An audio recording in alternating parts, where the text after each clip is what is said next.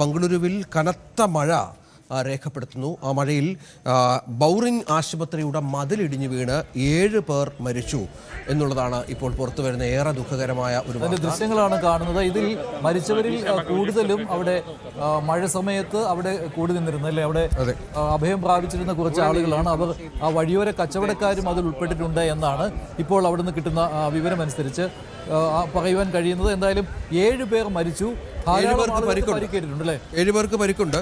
അവരുടെ ആശുപത്രിയുടെ കെട്ടിടമാണ്, മോർച്ചറിക്ക് സമീപമുള്ള ആ മതിലാണ് ഇടിഞ്ഞു വീണത്. മുഖ്യമന്ത്രി സിദ്ധരാമയ്യ അവിടെ എത്തിയിരുന്നു. ഇപ്പോൾ DK ശിവകുമാറും സ്ഥലം സന്ദർശിക്കുന്നുണ്ട്.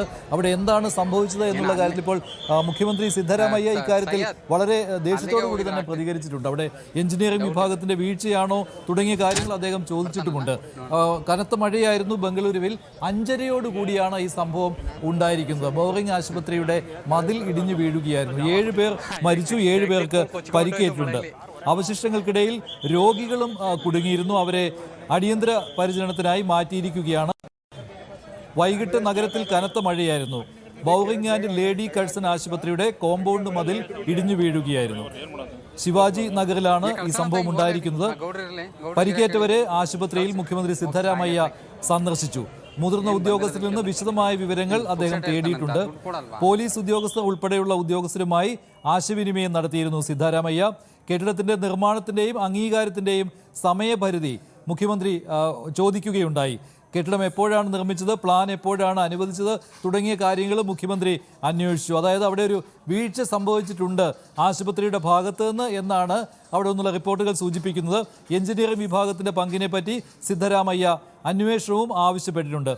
DK ശിവകുമാറും സംഭവ സ്ഥലത്ത് എത്തിയിട്ടുണ്ട്. ബൗറിംഗ് ആശുപത്രിയിലാണ് ഈ സംഭവം ഉണ്ടായത്. കനത്ത മഴയായിരുന്നു. അതിനിടെയാണ് ഇങ്ങനെയൊരു ദുരന്തം ബംഗളൂരുവിൽ സംഭവിച്ചിരിക്കുന്നത്. കൂടുതൽ ആളുകൾക്ക് പരിക്കേറ്റിട്ടുണ്ട്. അവരെ ബൗറിംഗ് ആശുപത്രിയിൽ തന്നെ പ്രവേശിപ്പിച്ചിരിക്കുകയാണ്.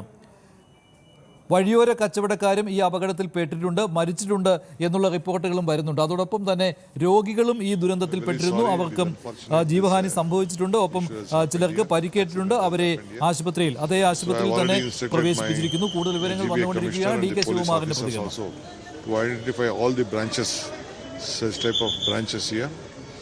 In Bangalore, we will see that which are danger, which will affect the transport, because more than 100 places trees have fallen and traffic chaos has happened in Bangalore.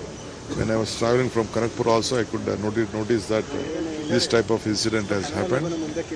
And in the present, in the place where we have seen this wall, so I instructed the police commissioner and the GB officials will not allow street vendors sitting at this type of walls. Right now from tomorrow itself, because this is a very dangerous place where there is no protection, where this type of things may happen. Because we could see with my engineers of the GBA here that no proper hole is there, the water to come out to see that the pressure is being maintained. So this also we look into it. This will look at it, but all of them who have been working here, sitting at the streets, they are the street vendors for their bread and butter they were trying to do. It is very unfortunate. ബംഗളൂരുവിലെ Bowring ആശുപത്രിയിലാണ് ഈ ദുരന്തമുണ്ടായത്. അവിടെ മതിൽ ഇടിഞ്ഞു വീണ് 7 പേർ മരിച്ചു.